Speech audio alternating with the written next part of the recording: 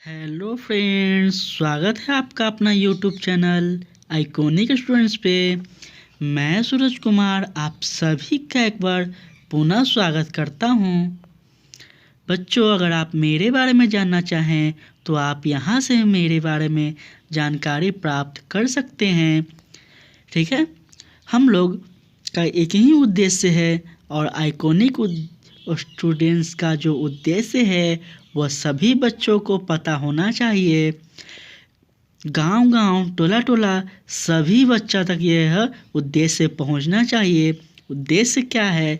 तो उद्देश्य यह है कि अब हर एक बोर्ड एग्ज़ाम पास करना हुआ आसान, क्योंकि आपके पास आया है आइकॉनिक स्टूडेंट्स का टीम, जो कि एक बेहतर नोट्स, एक बेहतर वीडियो लेक्चर के माध्यम से आपको समझाने का प्रयास करता है और टाइम टू टाइम आपको गाइडेंस देता है और निःशुल्क आपको नोट्स भी अवेलेबल करवाता है।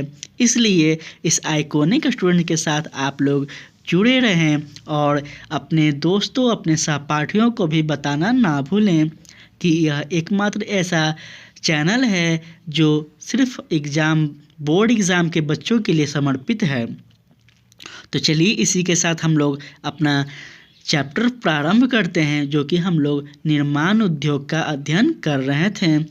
कल हम लोग पार्ट 1 में निर्माण उद्योग का कुछ अध्ययन किए हैं। तो अगर आप सभी जो न्यू बच्चे हैं, जो यह पहली बार वीडियो देख रहे हैं, तो प्लीज़ आप लोग पहला लेक्चर को देख लीजिए। लिंक डिस्क्रिप्शन में दिया गया है। और ज्योग्राफी में हम लोग चैप्टर 1, चैप्टर 2 का विस्तार से हम लोग अध्ययन किए हैं। तो अगर इसे भी आप लोग नहीं देखे हैं तो लिंक डिस्क्रिप्शन में दिया गया, आप लोग देख लें, और नहीं तो आप चैनल के प्लेलिस्ट में जाकर भी देख सकते हैं। तो इसी के साथ चलिए हम लोग आज का जो टॉपिक है वह प्रारंभ करते हैं। कल हम लोग ये सब पढ़ चुके थे कि निर्माण उद्योग क्या होते हैं। अगर आपसे कोई परिभाषा पूछता है तो आप इसे आसानी से बता सकते हैं कि निर्माण उद्योग किसे कहते हैं, इसकी परिभाषाएं क्या होती है, इस निर्माण उद्योग के अंतर्गत क्या क्या आते हैं, उद्योग की स्थापना की कुछ कारक हैं, इसे भी हम लोग कल समझे थे कि क्या क्या कारक हैं। ठीक है, उसके पश्चात हम लोग समझे थे कि उद्योगों का जो वर्गीकरण किया गया है उसके किस आधार पर वर्गीकरण किया गया है, इसे हम लोग कल समझे थे। कल के लेक्चर में हम लोग यह भी देखे थे कि जो उद्योग होते हैं वो कितने आधार पर होते हैं, कितने प्रकार के होते हैं आधार के अनुसार। उसके पश्चात हम लोग देखे थे कि कच्चे माल को तैयार करने में क्या आधार है और इससे क्या क्या वस्तुएं निर्माण होती हैं, ये हम लोग देखे थे। स्वामित्व के आधार पर हम लोग कल अध्ययन किए थे कि वेल क्या होते हैं, सेल क्या होते हैं, इन सभी आपके क्या ऑर्गेनाइजेशन के बारे में हम कल बताए थे आपको। सहकारी क्षेत्र क्या होते हैं, संयुक्त क्षेत्र क्या होते हैं, इस सभी चीज़ आपको कल हम बता चुके थे।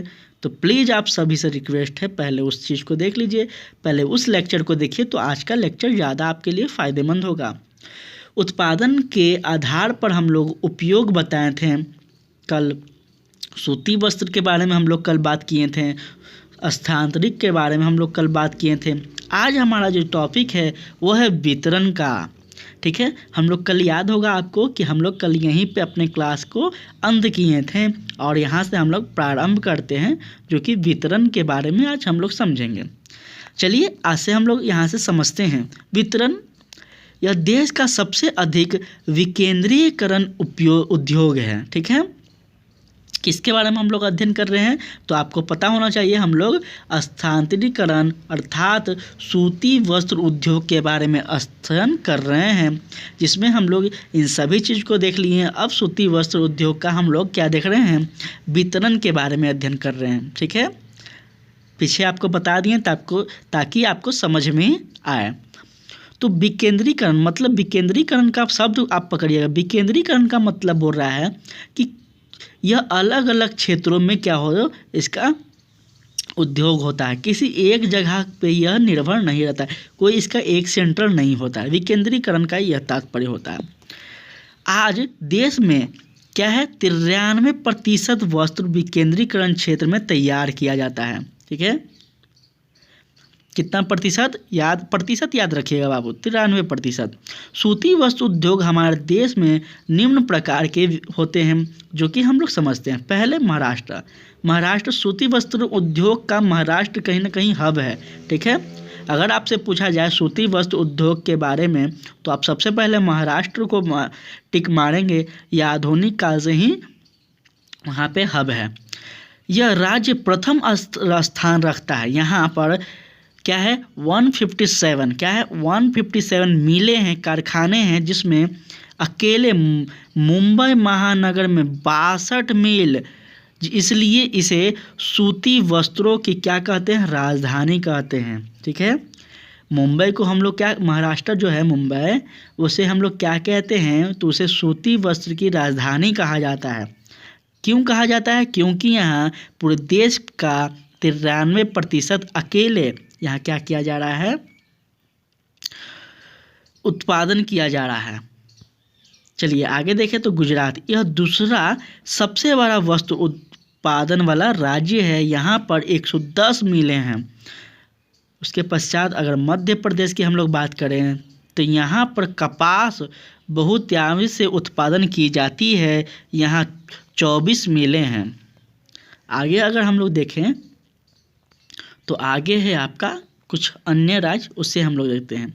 उसके पश्चात है उत्तर प्रदेश की अगर हम लोग बात करें तो उत्पादन की दृष्टि से इसका चौथा स्थान है।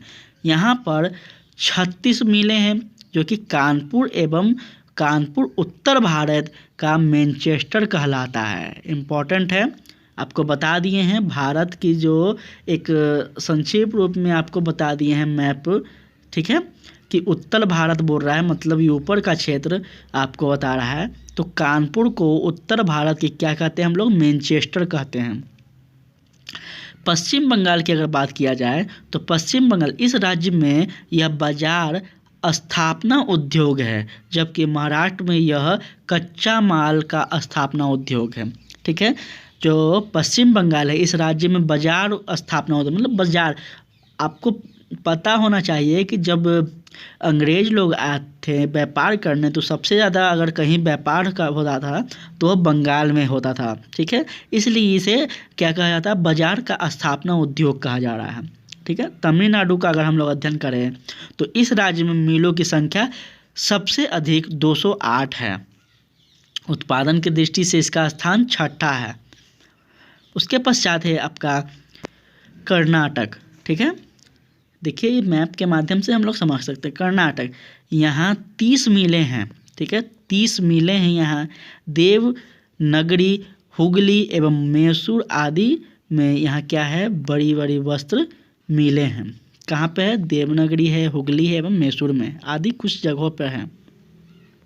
आगे अगर बात किया जाए तो हम लोग वितरण की सब बात देख लिए। अब निर्यात व्यापार की बात किया जाए तो निर्यात पे समझते हैं।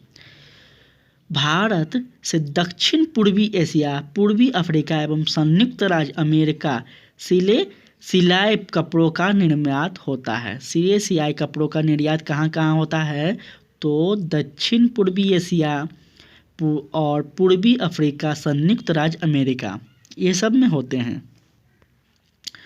जूट या पटसन उद्योग की अगर हम लोग बात करें तो इसके बारे में हम लोग देखते हैं। जूट या पटसन के बारे में, सूती वस्त्र उद्योग हम लोग अच्छे तरह से समझ चुके हैं। कोई दिक्कत है तो आप लोग कमेंट बॉक्स में बताइए। जूट उद्योग भारत का दूसरा सबसे महत्वपूर्ण उद्योग है। पहला महत्वपूर्ण उद्योग क्या था, तो सूती वस्त्र उद्योग, दूसरा जूट पटसन उद्योग। इसमें प्रत्यक्ष रूप से 2.61 लाख लोग को रोजगार उपलब्ध है तथा 40 लाख कृषक परिवार मतलब फार्मर फैमिली, किसान के परिवार का क्या है, जीविका उपार्जन होता है। 40 लाख ऐसे किसान परिवार हैं जिनसे क्या होता है, जिनका इस व्यापार से क्या चलता है, जीवन चलता है, जीवन यापन होता है। भारत में जूट की पहली मिल कब खुली, तो 1859 में कोलकाता के समीप रिसरा में स्थापित की गई थी। कहाँ पे स्थापित की गई थी, रिसरा। साल और स्थान, ये दो चीज़ बहुत इंपॉर्टेंट है बाबू, इस दो चीज़ को आप याद रखिएगा, ठीक है। धीरे धीरे इसकी मिलें हुगली नदी के तट पर खुलने लगी और यह क्षेत्र जूट से बने सामान का सबसे बड़ा उत्पादन एवं निर्यात बन गया। अगर 1947 की बात करें तो आपको पता होगा 1947 बहुत ज़्यादा इम्पोर्टेंट हमारे लिए है। इस क्या है, यह वर्ष है। क्यों वर्ष यह है, आपको इस वर्ष में आपका क्या हुआ था पता होना चाहिए। प्लीज़ आप लोग कमेंट बॉक्स में बताइएगा कि इस वर्ष में हमारे भारत को क्या मिला था। आप लोग इस चीज़ को कमेंट में बताइएगा। तो 1947 में भारत विभाजन के बाद जूट उत्पादन का प्रमुख क्षेत्र बांग्लादेश, जो कि वर्तमान में कहाँ चला गया, कोलकाता बोल रहा हूँ मैं, पाकिस्तान में चला गया। भारत से जूट से बनने सामान का विश्व में सबसे अधिक निर्यात होता था और इससे विदेशी मुद्रा अर्जित की जाती थी। ठीक है, क्या कह रहा है कि जो भारत विभाजन के बाद जूट उत्पादन का प्रमुख क्षेत्र बांग्लादेश था, जो कि वर्तमान में पाकिस्तान में चला गया है। यहाँ पे क्या होता था, तो भारत से जूट से बने सामानों का पूरे विश्व में सबसे अधिक निर्यात होता था, सबसे ज़्यादा निर्यात होता था, लेकिन इससे विदेशी मुद्रा में भी अर्जित होती थी। आगे है रेशमी वस्त्र उद्योग, तीसरा महत्वपूर्ण उद्योग। पहला सूती वस्त्र, दूसरा जूट वस्त्र, दूसरा हम लोग क्या पढ़े हैं, तो दूसरा हम लोग पढ़े हैं जूट और पटसन के बारे में। तीसरा देख रहे हैं रेशमी। ये सब भारत के महत्वपूर्ण उद्योगों में से आते हैं। रेशमी वस्त्र उद्योग भारत का एक महत्वपूर्ण उद्योग है। इसका कच्चा माल रेशम जो 4 प्रकार का होता है। रेशम आपको पता होना चाहिए, मम्मी लोग मांगती है रेशम का धागा वगैरह से हम लोग का क्या करती है, पहले स्वेटर वगैरह ये सब बनता था, आप लोग को पता होगा। तो रेशम जो है इसका क्या है, जो 4 प्रकार के होते हैं, मलबरी, तसई, ईरी और मूंगा। ठीक है, मलबरी थोड़ा सा मुझे लग रहा है कि थोड़ा सा मिसिंग है, मलमल होता है या शायद। भारत रेशमी वस्त्र का निर्यात है और इसका निर्यात संयुक्त राज्य अमेरिका, यूनाइटेड किंगडम, रूस, सऊदी अरब, सिंगापुर इत्यादि देशों में की जाती है। ठीक है, रेशमी वस्त्र का उद्योग का जो निर्यात है वो किस किस देश में की जाती है, तो आप यहाँ देखिएगा।